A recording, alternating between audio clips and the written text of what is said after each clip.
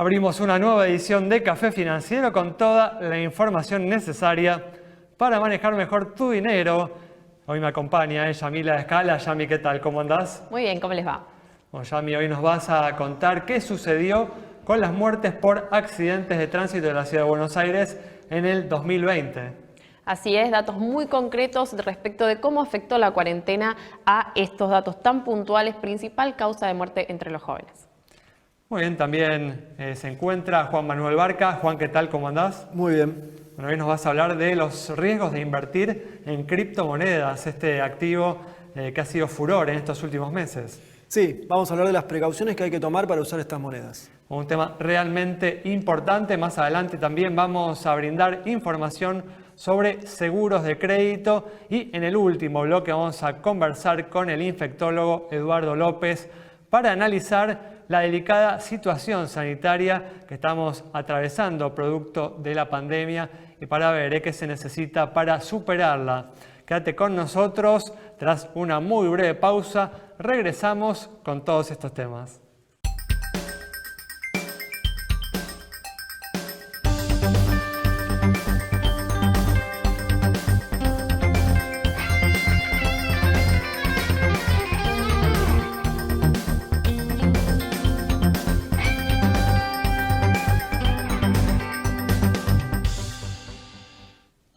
Abrimos este primer bloque y días atrás el Banco Central y la Comisión Nacional de Valores publicaron un comunicado señalando cuáles son los riesgos involucrados en la inversión en criptomonedas, uno de los activos de moda en estos últimos meses. Bueno, recomendaciones que realmente son importantes, Juan. Sí, lo que está ocurriendo está pasando en varias partes del mundo donde se encendió una alerta en los bancos centrales por lo que está ocurriendo con las criptomonedas. Tiene que ver esto con no solo las fluctuaciones que ocasionan pérdidas, sino los fraudes. Claro. El Banco Central y la Comisión Nacional de Valores advirtieron sobre los riesgos de operar con estas monedas. Y el caso más resonante en el último tiempo estalló en Wall Street, donde cientos de usuarios que operan con este tipo de dinero virtual se vieron estafados y sufrieron una pérdida de 2 millones de dólares en total. En Argentina también hubo casos y detuvieron a 10 personas en las últimas 2 semanas porque fueron parte de una estafa piramidal donde engañaban a la gente, le prometían un retorno del 30%, pero a cambio le pedían que hicieran una inversión mínima de $300 y esto era un fraude. Por eso el Banco Central lanzó una alerta y básicamente lo que plantea son los siguientes puntos. Las criptomonedas no son dinero de curso legal, no tienen un respaldo del Banco Central ni son emitidas por una autoridad. Por otro lado, son muy volátiles, en muy poco tiempo pueden variar mucho el precio. Exacto, sí, un tema realmente importante, delicado. Sí. Y entre otros puntos también hay que tener en cuenta que no tienen un seguro de depósito o una salvaguarda como en el sistema financiero y también que se operan en forma internacional. Entonces quizás en muchos casos quienes intervienen no están en Argentina y por eso es difícil efectuar un reclamo judicial. Muy bien, es así, definitivamente advertencias que hay que tener presentes. Tanto el Bitcoin como el resto de las criptomonedas tienen un valor que depende, ¿no?, de que en el futuro sean el dinero del futuro, ¿no? Y si esta apuesta no se concreta, realmente va a ser muy difícil que sostengan los valores que hoy tienen en el futuro. Así que realmente hay que tener esta información en cuenta cuando uno decide hacer una inversión en este tipo de alternativas. Pero bueno, vamos a brindar ahora información sobre seguridad vial. ¿Qué sucedió, decíamos en la apertura, con las muertes por accidentes de tránsito en el 2020, el año de la pandemia, el año que se inició la pandemia, ¿no? Así es, hablamos de 82 personas que perdieron la vida en la Ciudad Autónoma de Buenos Aires el año pasado. que si uno lo compara con el año anterior, es decir, 2019, se verifica un 20% de reducción. Más aún, en realidad, si agarra el periodo, el promedio entre 2015 y 2019, que es de 138. Ahora bien, lo primero que surge es, bueno, ¿qué relación tiene o deja de tener esto con la cuarentena? Y si bien desde ya hubo muchísima menos circulación por varios meses. La realidad también es que hay una correlación que tiene que ver con la velocidad, porque en estos incidentes viales, ¿sí?, hubo 6 de cada 10 que estuvieron vinculados con el exceso de velocidad, que esto justamente se da cuando las calles o las avenidas que suelen estar llenas de autos dejan de estarlo, y eso se ve como una vía rápida donde obviamente se pasa el límite de velocidad y ocurren situaciones que en otro caso no hubieran ocurrido. Entonces, bueno, está esa doble lectura. Los números son esos, con una composición de peatones del 43%, motociclistas 35%, automovilistas 16% y ciclistas 6%. ¿Sí? Las comunas más afectadas, la 1, la 3, la 8 y la 15, siendo Valvanera, San Cristóbal la que en realidad verificó para el otro lado. Se dio un aumento versus el resto de los casos, donde si bien lideran la cantidad de víctimas fatales, tuvieron todas un descenso por estos motivos que estamos analizando, ¿no? Para 2030, la apuesta o la idea o el sueño es que al menos... A ver, el sueño es 0, ¿no? Eso no se discute, pero que sea estos números reducidos a la mitad, al menos, un 50% de víctimas fatales menos hacia 2030. Es muy difícil plantearlo en esos términos, pero bueno, lo concreto y lo ideal sería que fuera 0. Veremos cómo esto evoluciona a lo largo de los años. Muy bien, una reducción de muertes que lamentablemente no tuvo que ver con una mayor prudencia, sino que tuvo que ver con una menor circulación producto de la pandemia. Pero bueno, hablando justamente, mencionamos a los motociclistas y días atrás el Banco Nación anunció una nueva etapa de una línea de crédito a tasa subsidiada para la compra de motocicletas. ¿Qué información tenemos sobre esta línea, Juan? Sí, efectivamente, el Banco Nación lanzó la 5ª etapa del plan Mi Moto, que es para comprar un motovehículo en cuotas. La línea es para cubrir hasta una moto de 200.000 pesos y con 48 cuotas. Hay un cupo que se renueva todos los meses y la operatoria se realiza a través del Banco Nación y se financia el 100% del valor del vehículo. Esto sin incluir gastos de patentamiento u otro tipo de gastos. ¿Cuáles son las tasas? A ver, el dato más atractivo, ¿no? Sí. Para quienes tienen una cuenta, una caja de ahorro en el Banco Nación, la tasa fija anual es del 28%. Realmente atractiva, ¿no? Muy por debajo de la inflación que esperamos para este año, ¿no? Pero tenemos que ver la letra chica, que seguro. Es el costo financiero efectivo total, que es del 41%. Pero bueno, eso sucede con todas las líneas de crédito, con todos los bancos, ¿no? Exacto. Como vos decís, en un plazo de 48 meses esto está por debajo de la inflación. ¿Y para aquellos que no tienen cuenta en el banco? Bueno, en ese caso la tasa fija anual es del 37% y el costo efectivo total financiero es del 57% anual. Sigue siendo una tasa que no está nada mal, ¿eh? Bueno, con esta información cerramos este bloque. Quédate con nosotros.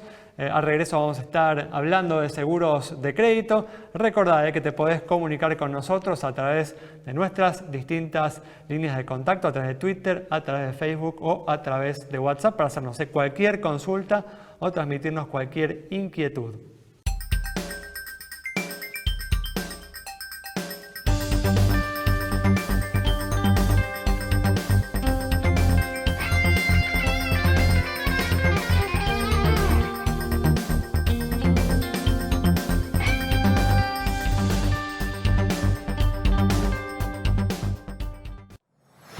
Yapser Seguros. Arrancamos este segundo bloque, como todos los viernes, dedicado a conocer en detalle algún producto de seguros, algún producto financiero. Y hoy vamos a hablar de seguros de crédito. Para ello estamos con Juan Martín Devoto, que es gerente general de Insur. Juan, ¿qué tal? ¿Cómo andás? ¿Qué tal, Alejandro? ¿Cómo te va? ¿Bien? Muy bien, Juan, gracias por atendernos y expliquémosle, Juan, al público en qué consisten los seguros de crédito, de qué se trata cuando hablamos de este producto. Como bien dijiste, es una herramienta financiera que tiene como propósito cubrir las cuentas por cobrar. O sea, toda aquella empresa que venda crédito tiene la posibilidad de cubrir ese riesgo de no pago frente a una mora que puede ser por un concurso de quiebra o denominada de derecho, o de hecho por el mero transcurso del tiempo. Hoy estamos viendo que en el mercado es necesario tener esta venta a crédito y cubierta, porque lo que determina es el ingreso del dinero a la empresa de la venta de esos bienes o servicios. Entonces es clave tener cubierto esto dentro de lo que es el esquema de las empresas. Pues justamente te iba a preguntar si en un momento, una situación económica tan complicada como la que estamos atravesando, se puede ofrecer un producto de estas características. Tanto en doméstico como en exportación. Esa es la realidad, que uno puede pensar que es una situación coyuntural argentina y bueno, y sería necesario, pero además el mundo está complicado y dentro de la paleta de posibilidades del seguro de crédito está lo que es el seguro de crédito a la exportación. Yo vendo al exterior, que es muy necesario para el ingreso de divisas, y necesito cobrar, eso sobre todas las cosas, sumado a lo que es el riesgo político. Y esto no es que me dejan de pagar por una circunstancia económica, porque la empresa se concursó, sino que más bien quiere pagarme, pero por ejemplo un gobierno no deja girar esos fondos. Entonces ahí se da la cobertura tan necesaria.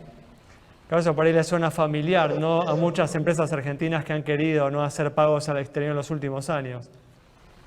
Imagínate que sí, donde el gobierno a lo mejor demora, y quizás hay momentos donde las demoras son pequeñas, pero a lo mejor las demoras son de meses, y en el mercado internacional los plazos son de 90 a 120 días de cobro. Entonces, frente a esa demora, la compañía de seguro sale a cubrir y luego va y reclama frente al deudor. Juan, ¿hay algún tipo de empresa para la cual vos recomiendes especialmente una cobertura de estas características? En realidad es por la inversa. No hay ninguna empresa que no debería tener el seguro de crédito. Todas las empresas deberían tenerlo. Máxime es cuando van al exterior, más cuando quieren ampliar su paleta de clientes y más cuando está en juego el ingreso del dinero que le permite seguir trabajando. No hay empresa que no debería tenerlo. Podrán ser empresas grandes, medianas y chicas, pero en realidad todo aquel que vende a crédito debería tener seguro de crédito. Pero no sucede eso, ¿no? Es un porcentaje reducido de las empresas el que contrata este tipo de coberturas. Correcto, porque a lo mejor uno conoce a los clientes hace mucho tiempo y eso hace que uno tenga ese prejuicio. Como lo conozco hace 20 años, yo sé que me va a pagar, pero hoy ya es distinto. Hoy estamos frente a una pandemia, por decirlo de una manera. Estamos frente a circunstancias que no conocíamos en estos últimos años. Entonces, el que a lo mejor estuvo bien durante tus últimos 20 años, en estos últimos 2, enfrentó realmente una crisis que lo puede dejar fuera del mercado. El conocimiento siempre es bueno, pero el seguro siempre es mejor. ¿Cómo se hace, Juan, para contratar esta cobertura? Mirá, la realidad es que es muy sencillo en cuanto a los requisitos, a dónde uno vende, a quiénes vende, qué línea de crédito necesita. Porque en definitiva lo que hace la compañía es evaluar esa cartera. ¿Cuánto atomizado está esa cartera? ¿A quién le vende? Porque luego la compañía va a hacer un seguimiento de esos deudores para advertir al acreedor, en este caso el cliente, sí, está mejorando, está empeorando, porque es muy dinámico. Yo le vendo y le sigo vendiendo, voy cobrando, y esta dinámica hace que no se detenga. Entonces tengo que ir monitoreando el avance de esa empresa durante el tiempo. Lo que está bien hoy, mañana puede estar mal, o viceversa. Y es ahí donde de repente la compañía da su mayor beneficio, que es el seguimiento de cartera, el pago del siniestro y también el recobro en caso de que se genere un siniestro. Y eso es muy importante porque en el exterior tener la cobertura, la gestión judicial es indispensable. Imaginémonos un siniestro en Rusia, un siniestro en China. La compañía tiene esa habilidad de tener sus agencias en el exterior para generar el recobro y, si no en su defecto, generar el pago del siniestro. Y para cerrar, Juan, ¿es una cobertura o un producto costoso? Depende. Digamos que si consideramos tan importante cobrar lo que vendemos, no. Realmente va sobre un porcentaje muy bajo de las ventas realizadas. Con lo cual, imaginémonos cuánto sería el siniestro si estamos teniendo que los márgenes son muy chicos, entonces el costo no es muy grande. Y la realidad que es muy importante cobrar lo que uno vende. Entonces, en definitiva, el costo es muy bajo respecto a la venta total realizada.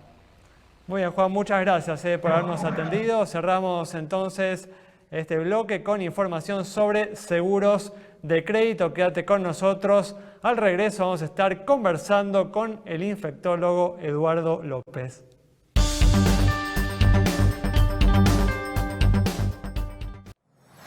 Yapser Seguros.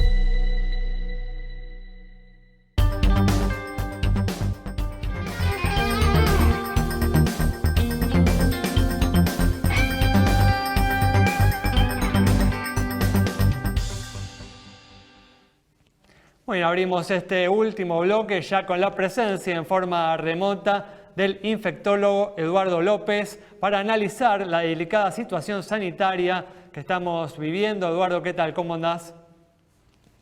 Muy buenas noches, ¿qué tal? ¿Cómo te va? Bueno, gracias por atendernos. Y estamos, ¿no, Eduardo, en el peor momento desde que se inició la pandemia, como decía recién, con una situación sanitaria realmente delicada. ¿Y qué se necesita, Eduardo, para salir de esta situación, para comenzar a dar vuelta a la página, ¿no? Bueno, en primer lugar, las tres medidas que se utilizan para mitigar una pandemia para COVID-19 son la posibilidad de cierres estrictos, importantes, por periodos cortos, 8, 10, 14 o 21 días. Digo esta escala porque hay países que usaron 8 y hay individuos que usaron 21 días.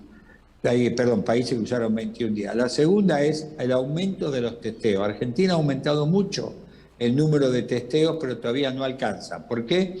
Porque el índice de positividad está en un promedio de un 30-33% y esto es alto. Y lo cuarto es la vacunación.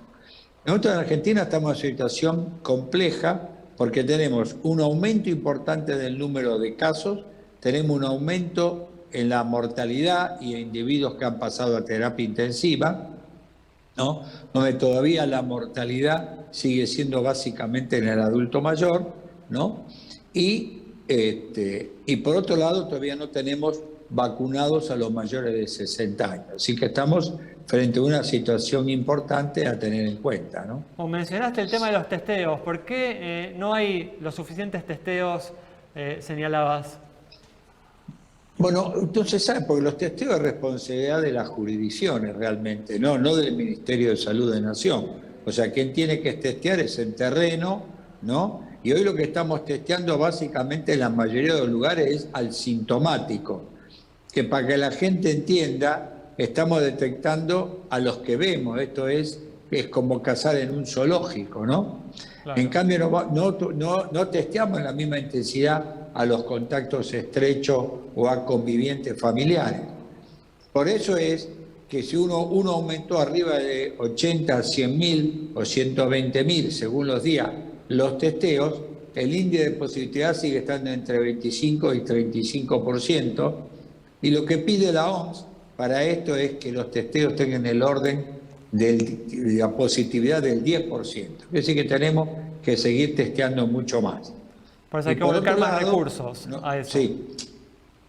¿Cómo? Perdón. Hay que volcar más recursos, justamente las jurisdicciones tienen que volcar más recursos a la realización de estos testeos.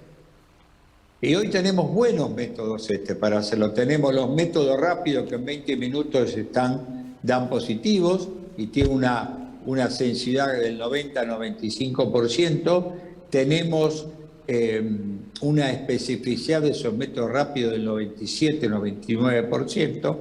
Tenemos las PCR clásicas y tenemos las PCR que se llaman isotérmicas, que se desarrollaron en Argentina, que hacen el diagnóstico más rápido y con menos tecnología y de aparataje que hace la PCR clásica. Entonces, tenemos que hacer un esfuerzo en este aspecto para aumentar los testeos, ¿no? Definitivamente. Eduardo, ¿y qué respecto de las vacunas disponibles en Argentina en función de estas nuevas cepas que van apareciendo, que se comentan, ¿qué se sabe respecto de cuán efectivas son contra esas supuestas nuevas? No porque no existan, pero no se termina de entender el grado de gravedad que tienen de ser nuevas o de que no las atacan. En realidad se considera variantes. Todas las variantes que están circulando en Argentina aumentan la transmisibilidad entre un 30 y 60%. ¿Qué significa esto para la gente? Que es más fácil contagiarse. Y esto lo estamos viendo, ¿no? En parte. Entonces, si uno no se cuida, si uno hace reuniones sociales en ambientes cerrados, estas cepas se transmiten en forma espectacular. Lo segundo es, aparentemente, si son más o menos graves todavía y se dan enfermedad más graves, todavía esto no está bien claro.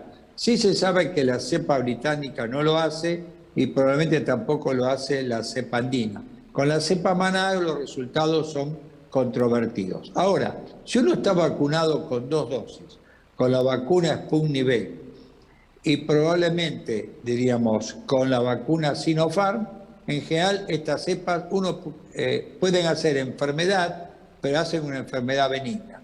Con la cepa de AstraZeneca todavía no se han completado los estudios para la cepa Manaus, pero para la cepa británica se sabe que tiene buena actividad con 2 dosis.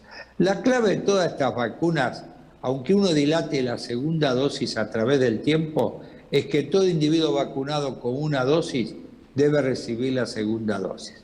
En el caso de AstraZeneca, dentro de las 12 semanas, la vacuna Sputnik V, el segundo componente, que acá le llamamos segunda dosis, pero son 2 componentes diferentes, alrededor también de 90 días. En cambio, con la Sinopharm no hay trabajo de cuánto uno puede dilatar, por eso se rectificó la medida que había inicialmente pensado el Ministerio de Salud y hoy estamos vacunando con Sinopharm para tratar de cumplir en el espacio, que es 28-30 días, la segunda dosis de la vacuna, ¿no? Eduardo, uno tiene la impresión de que la vacunación no está yendo lo rápido que desearíamos, ¿es así? La vacunación está, como todo el mundo sabe, con muy buenos números los días de semana, pero el sábado, domingo y feriado caen en forma importante. Para que ustedes tengan una idea, Gran Bretaña, para aumentar su capacidad, vacuna hasta las 12 de la noche. Sábado, domingo y feriado en el mismo nivel que los días de semana. Argentina, sábado, domingo y feriado, cae en la vacunación, caen los números de gente que vacunamos casi a la mitad. Y eso nos hace perder mucha eficacia en cuanto a la protección de la gente. Con lo cual, y esto también es responsabilidad de las jurisdicciones, porque las jurisdicciones son las que deciden, las que aplican las vacunas. Con lo cual, creo que tenemos que aumentar. Uno puede decir, bueno, que las vacunas hay pocas. No hay peor vacuna la que está guardada en la heladera o no hay peor vacuna que la que no se aplica. Por lo tanto, es preferible estar 2 o 3 o 5 días sin vacuna, sin poder aplicar la vacuna, pero cubrir a toda la gente. ¿Está bien? Entonces, ese es un poco el consejo que uno tiene. Ahora van a llegar un número muy importante de vacunas, con lo cual nos va a ser útil en este aspecto, ¿no? Claro. Eduardo, sin lugar a dudas, acá la prioridad es vacunar a la mayor parte de la población lo antes posible. Pero ¿qué sabés vos, por tu especialidad, respecto del pasaporte sanitario a nivel mundial? Bueno, nos queda un minuto, Eduardo, para cerrar. En general, el pasaporte sanitario es, sirve la vacuna Sinopharm, sirve la vacuna probablemente de AstraZeneca, todavía la Sputnik no está dentro del pasaporte sanitario. Creo que es una buena idea si hay equidad en la distribución mundial de la vacuna. Si no, va a haber países que se van a quedar afuera porque vacunan con otras vacunas, ¿no? Quiere decir que es un mecanismo que sirve para los países desarrollados. Para los países menos desarrollados va a ser complejo, ¿no? Muy bien, Eduardo, muchas gracias. Cerramos entonces muchas gracias a ustedes por llamar. Cerramos entonces el programa de hoy con las palabras del infectólogo Eduardo López, comentándonos cómo viene marchando el enfrentamiento de la pandemia en esta situación tan delicada que estamos atravesando y que tiene un impacto muy fuerte sobre la economía. Y nos reencontramos el próximo miércoles a las 20:30 aquí en Metro.